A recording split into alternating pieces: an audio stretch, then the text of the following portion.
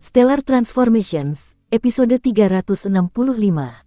Untuk melihat video selengkapnya, sahabat bisa kunjungi playlist yang telah disediakan.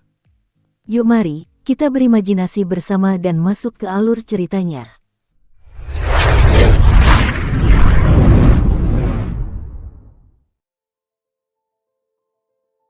Saat Qin Yu melihat Xing Yuan, dia benar-benar terkejut.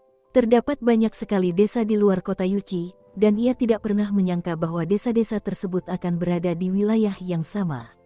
Terlebih lagi, ia sebenarnya belum pernah bertemu Xing Yuan dalam 300 tahun terakhir di desa tersebut.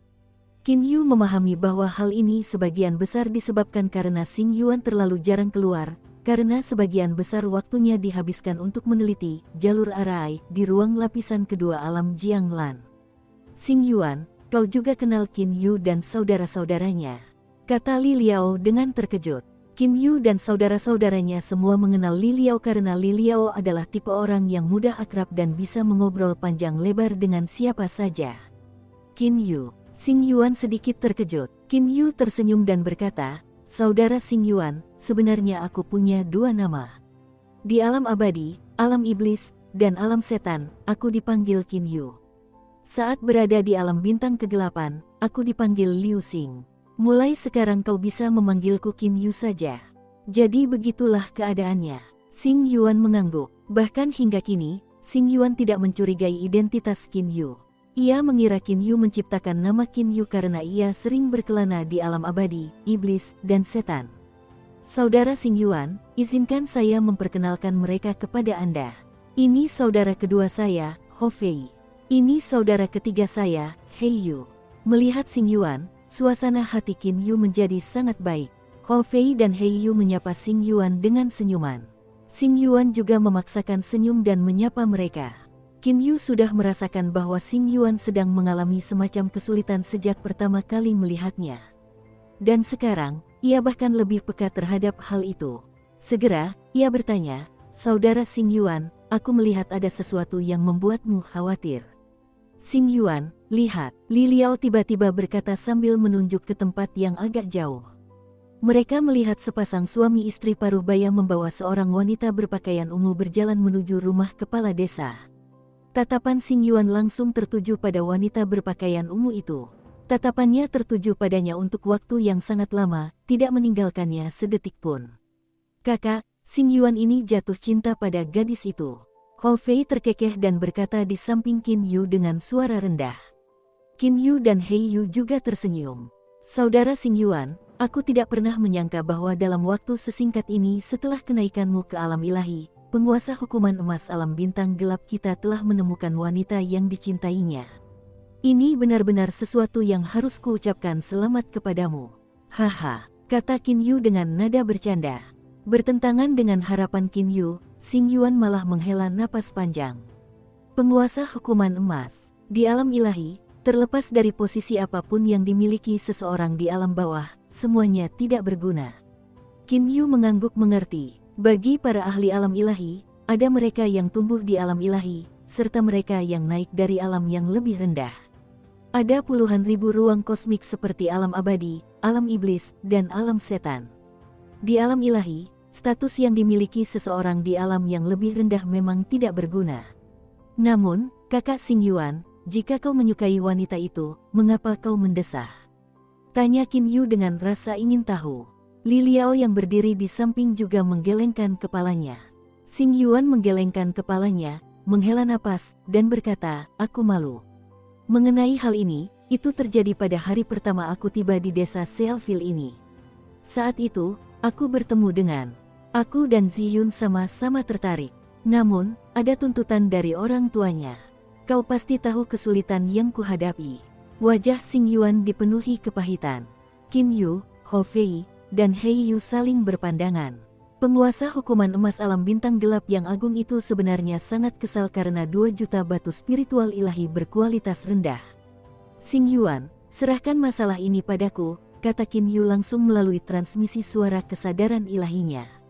Mendengar suara di benaknya, Xing Yuan tak kuasa menahan diri untuk tidak menatap Qin Yu dengan terkejut. Di alam ilahi, jika seseorang ingin mengirimkan transmisi suara melalui kesadaran ilahi, setidaknya ia harus mampu memperluas kesadaran ilahinya melampaui tubuhnya. Namun, untuk dapat memperluas kesadaran ilahi melampaui tubuhnya, seseorang setidaknya harus mencapai tahap dewa tingkat menengah. Qin Yu naik ke tingkatan dewa lebih lambat darinya. Hanya dalam waktu lebih dari 1000 tahun, bagaimana mungkin Qin Yu telah mencapai tingkatan dewa menengah? Yang tidak diketahui Xing Yuan adalah bahwa tingkat jiwa Qin Yu bukanlah dewa tingkat menengah, melainkan dewa tingkat tinggi. Xing Yuan, jangan kaget. Sebuah rumah di kota Yuqi. Bagus. Setelah kita selesai membayar pajak, aku akan pergi ke kota Yuqi bersamamu dan membeli rumah. Bagaimana menurutmu? Qin Yu melanjutkan pembicaraannya dengan Xing Yuan melalui transmisi suara kesadaran ilahi. Xing Yuan tidak mampu melakukan transmisi suara kesadaran ilahi. Karena itu, yang bisa dia lakukan hanyalah menganggukkan kepalanya sebagai tanda terima kasih. Namun, Xing Yuan merasa bingung dalam hatinya, bagaimana Qin Yu bisa mengeluarkan sejumlah besar batu spiritual ilahi berkualitas rendah, sekitar 2 juta buah. Di luar halaman rumah kepala desa Sealville. Saat ini, lebih dari 10.000 orang berkumpul. Siapa yang berani tidak datang untuk memungut pajak dari penduduk Black Dragon Pool? Ketika Qin Yu dan kawan-kawan tiba, mereka mendapati ada 30 orang yang mengenakan baju zirah perang berdiri di posisi paling depan. Pemimpin dari 30 orang itu, seorang pemuda, menatap semua orang yang hadir dengan tatapan dingin. Semua orang, seperti sebelumnya, semua orang yang berhasil melewati kesengsaraan ilahi harus membayar pajak 1.500 batu spiritual ilahi berkualitas rendah setiap 1000 tahun. Datanglah satu persatu, kata pemuda itu dengan suara lantang. Seketika itu juga, penduduk desa Sealville berjalan maju satu persatu. Setelah seseorang membayar pajaknya, pemuda itu menerima batu spiritual ilahi dengan lambaian tangannya. Artefak ilahi penyimpanan. Melihat pemandangan di hadapannya, Qin Yu tidak dapat menahan keterkejutannya. Seorang bawahan dari kolam naga hitam ternyata juga memiliki artefak ilahi penyimpanan. Kolam naga hitam ini memang luar biasa. Yang tidak diketahui Qin Yu adalah, meskipun kolam naga hitam merupakan kekuatan yang sangat besar, mereka tetap tidak memiliki banyak artefak ilahi penyimpanan. Hanya pada saat pengumpulan pajak, kelompok yang bertugas mengumpulkan pajak berhak menggunakannya untuk sementara waktu. Setelah selesai menggunakannya, mereka harus mengembalikannya kepada pihak berwenang yang lebih tinggi. Kakak, lihat, Hou Fei menarik bahu Qin Yu. Qin Yu melihat ke arah yang ditunjuk Hou Fei. Qin Yu melihat bahwa Ziyun dan Xing Yuan saat ini sedang bermesraan. Qin Yu tak kuasa menahan senyumnya. Satu persatu, penduduk desa pergi untuk membayar pajak mereka. Ziyun dan Xing Yuan juga berjalan naik satu persatu. Adik perempuan Ziyun. Begitu melihat Ziyun, pemuda itu langsung tersenyum. Kau belum melupakan kakakmu Qian, kan? Ziyan mengenakan jaket kain kasa ungu. Rambut hitam panjangnya yang halus dan berwarna hitam pekat terurai di bahunya seperti aliran air. Dia memang wanita cantik yang sangat berkelas. Ziyun tersenyum tipis dan berkata, bagaimana mungkin aku melupakan kakak Qian? Aku tidak pernah menyangka bahwa hanya dalam 1.000.000 tahun, kakak Qian akan berhasil mencapai level seperti ini di kolam naga hitam. Yun kecil, kamu tidak perlu membayar pajak, kata Liu Qian sambil tertawa. Xing Yuan yang berdiri di samping Ziyan mengerutkan kening. Liu Qian melirik Xing Yuan dan tertawa. Yun kecil, siapakah dewa tingkat rendah ini? Apakah dia pelayan baru yang dipekerjakan keluargamu? Pelayan. Ekspresi Xing Yuan dan Ziyun sedikit berubah. Yun kecil, aku datang ke desa Sealville kali ini secara pribadi untuk 2 hal. Pertama, untuk memungut pajak, dan kedua, untuk melamarmu kepada orang tuamu. Kita berdua adalah kekasih masa kecil yang tumbuh bersama di alam ilahi. Dan sekarang, aku juga bisa dianggap telah mencapai suatu keberhasilan. Kurasa kau pasti tidak akan menolaknya, kan? Liu Qian sama sekali mengabaikan keberadaan Xing Yuan saat dia berbicara. Orang tua Ziyun berjalan maju dari belakang mereka. Senyum terpancar di wajah mereka. Mereka tampak sangat mudah didekati. Tatapan yang mereka berikan kepada putri mereka, Ziyan, juga sangat penuh kasih sayang. Qian, kita tidak bisa membiarkan Ziyun kita pergi ke kolam naga hitam dan menderita kesulitan bersamamu, kata ibu Ziyun. Liu Qian segera berkata, Bibi, kau adalah seseorang yang telah menyaksikan aku tumbuh dewasa. Kau juga tahu perasaanku pada Yun kecil. Katakan padaku, apakah kau pikir aku akan membiarkan Yun kecil menderita kesulitan? Setelah bertahun-tahun berada di kolam naga hitam, aku bisa dianggap telah mencapai posisi yang baik. Di distrik kota timur kota Yuchi, aku baru saja membeli rumah. Di masa depan, Yun kecil bisa pergi dan hidup nyaman di sana. Mata ibu Ziyun langsung berbinar. Ayah Ziyun juga mengangguk pelan. Liu Qian segera mengalihkan pandangannya ke Ziyun. Aku tidak bisa, kata Ziyun segera. Liu Qian tidak menjawab apapun. Sebaliknya, dia menatap ibu Ziyun. Benar saja, ibu Ziyun mengerutkan kening. Dia menegurnya. Yun kecil, kakakmu Qian telah tumbuh bersama denganmu. Mungkinkah semua perasaan yang kalian berdua miliki satu sama lain selama bertahun-tahun itu lebih rendah daripada perasaan yang kau miliki bersama Xing Yuan yang baru saja naik dari alam bawah? Alih-alih berlatih keras, dia memutuskan untuk mengejar cinta dan kasih sayang. Prestasi apa yang akan diraih orang seperti itu di masa depan?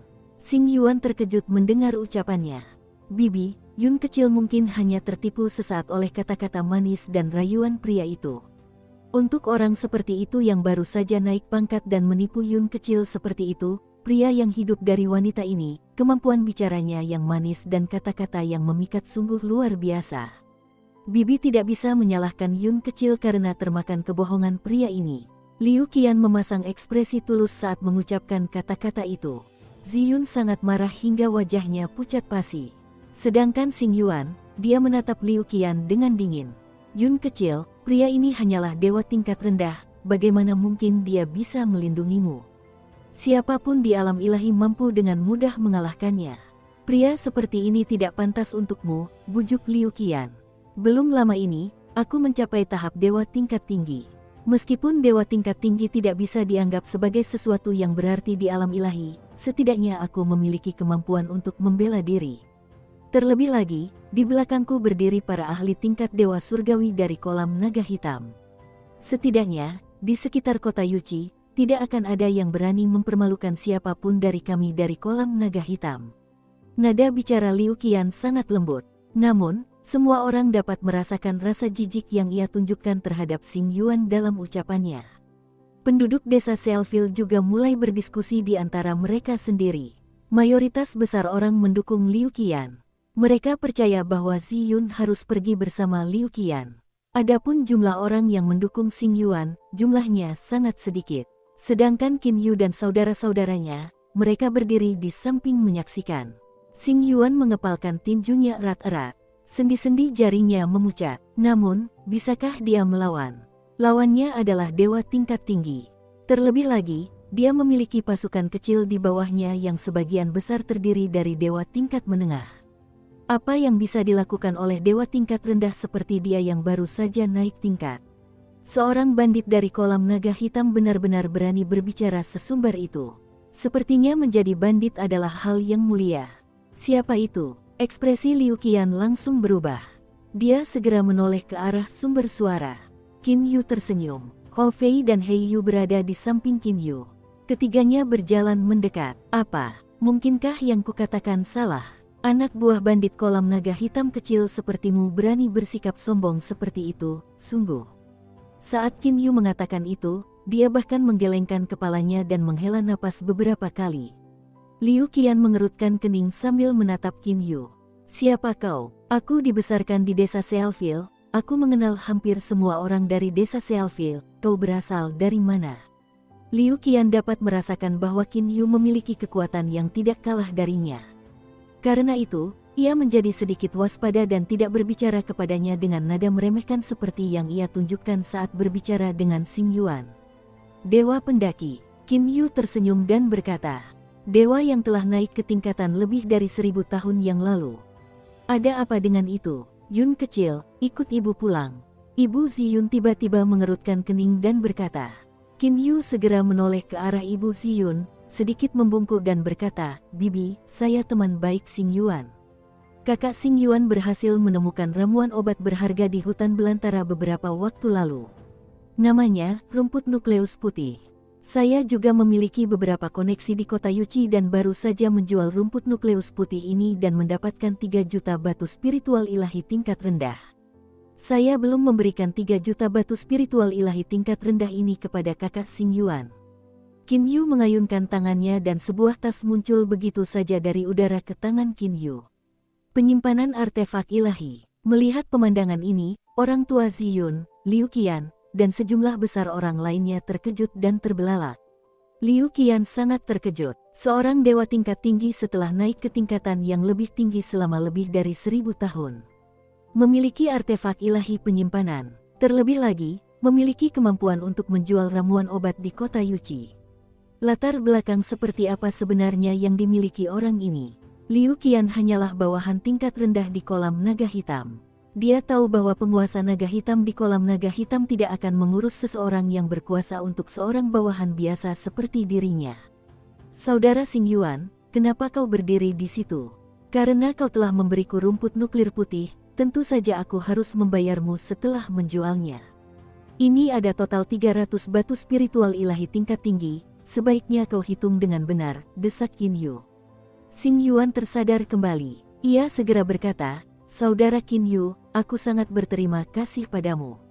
Aku hanya terkejut bahwa rumput nugget putih ini benar-benar terjual dengan harga setinggi itu.